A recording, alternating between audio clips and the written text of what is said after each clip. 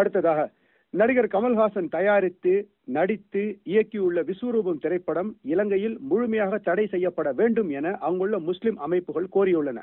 இலங்கை தணிக்கை சபை இப்படம் அங்கு விரைவில் வெளியாகும் என்று தெரிவித்ததை அடுத்து விஸ்வரூபம் படம் அங்குள்ள பல்வேறு முஸ்லிம் அமைப்புகள், நாடாளுமன்ற உறுப்பினர்கள், ஊடகவியலாளர்கள், எழுத்தாளர்கள் ஆகியோருக்கு திரையிட்டு காட்டப்பட்டது. இந்த படத்தை பார்த்த பிறகே அது தடை செய்யப்பட வேண்டும் எனும் கோரிக்கை வந்துள்ளது. படத்தை பார்த்த ஊடகவியலாளரும் எழுத்தாளருமான அஜீஸ் நிசாருதீனிடம் பேசினார் சுவாமிநாதன்.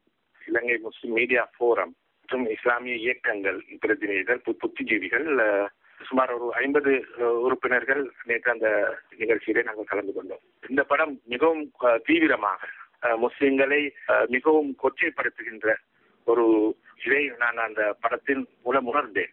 குறிப்பாக எந்த காட்சி, எந்த வசனம் உங்களை புண்படுத்துவதாக நீங்கள் நினைக்கிறீர்கள்? அநேகமாக நான் நினைக்கிறேன் அந்த படத்திலே தணிக்கை செய்வதாக இருந்தால் அது ஒரு அரை மணித்தியாலம் கூட ஓட முடியாத ஒரு படமாகத்தான் இருக்கும்.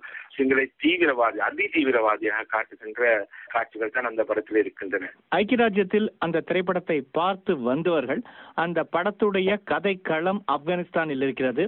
ஆப்கானிய சமூகத்தில் இருக்கின்ற கடும்போக்கான இஸ்லாமிய கோட்பாடு அங்கே காட்டப்படுகிறது. இந்திய அல்லது இலங்கை முஸ்லிம்களை அவர்கள் இழிவாக காட்டவில்லை என்று சொல்கிறார்கள். அது சரியா? உண்மையிலே முஸ்லிம் சமூகம் என்பது ஒரு உலகளாவிய சமூகம்.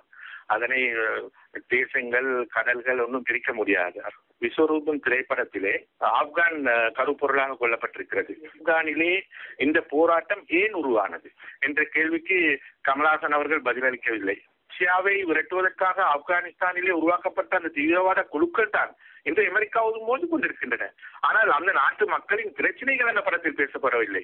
ஆப்கானிஸ்தானுடைய முழு வரலாறு பேசப்படாது முஸ்லிம் உணர்வுகளை புண்படுத்துவதாக எப்படி அமையும்?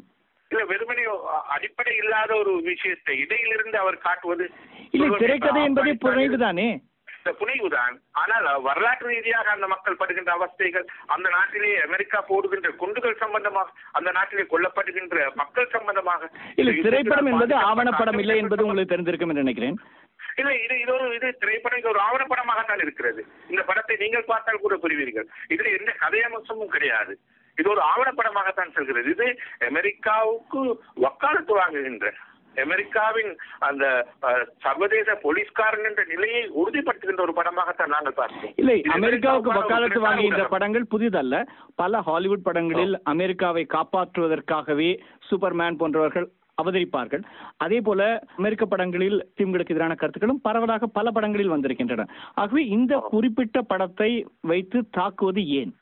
இல்ல, இப்ப நீங்க சொன்ன அதே சூப்பர்மேன் கதாபாத்திரத்தை தான் கமல்ஹாசன் இப்போது தமிழ்நாட்டில் எடுத்திருக்கிறார். அதுபோன்ற ஆங்கில படங்கள் இலங்கையில் திரையிடப்பட்ட போது இந்த போன்ற எதிர்ப்புகள் எழவில்லை. இப்பொழுது திடீரென எதிர்ப்பு கிளம்பியதன் பின்னணி என்ன?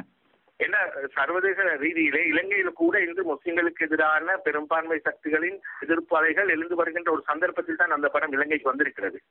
எனவே இந்த சர்வதேச ரீதியாக அமெரிக்கா செய்து வருகின்ற முஸ்லிம் எதிர் பிரச்சாரத்துக்கு ஒரு உந்து சக்தியாக நாங்கள் இலங்கையில் அதை பார்க்கிறோம். இந்த படத்தின் தயாரிப்பு கூட மிக பிரமாண்டமான ஹாலிவுட் தயாரிப்பாக இருக்கிறது. அமெரிக்காவின் கூட்டாக தான் இந்த படம் வெளிவந்திருக்கிறது. இந்த படத்தின் பின்னணியிலே அமெரிக்க அரசியல் இருக்கிறது என்பதைத்தான் எமது கருத்து. இல்லை, நீங்கள் இப்படி சொன்னால் அவர்கள் சொல்வார்கள் இதன் எதிர்ப்புக்கு பின்னணியில் வஹாபி பணம் இருக்கிறது, வஹாபி அரசியல் இருக்கிறது என்று சொல்வார்கள். ஆகவே இது போன்ற உள்நோக்கங்களை கடந்து உங்களுக்கு அடிப்படையில் என்ன பாதிப்பு? இல்ல, வஹாபி பணம் இருக்கு வழியில். ஏன்னா வஹாபி பணம் வந்து அமெரிக்காவோடு இருக்கிறது. அமெரிக்கா உருவாக்கின வஹாபி பணத்தில் தான் இந்த தீவிரவாதமே உருவானது. அந்த அரசியலை நான் பேச இங்கு விரும்பவில்லை.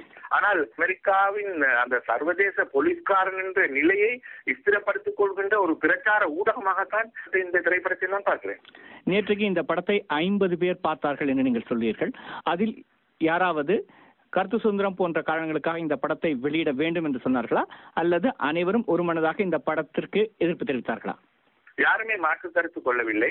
இலங்கையில் இருக்கின்ற முஸ்லிம்களுக்கு எதிரான இனவாத அலைகள் எழுந்திருக்கின்ற இந்த சூழலில் இந்த படம் கட்டாயம் நிறுத்தப்பட வேண்டும் என்ற கருத்தை தான் சொன்னார்கள். யாருமே இதில் கருத்து முரண்பாடு பட்டதாக நான் அறியவில்லை.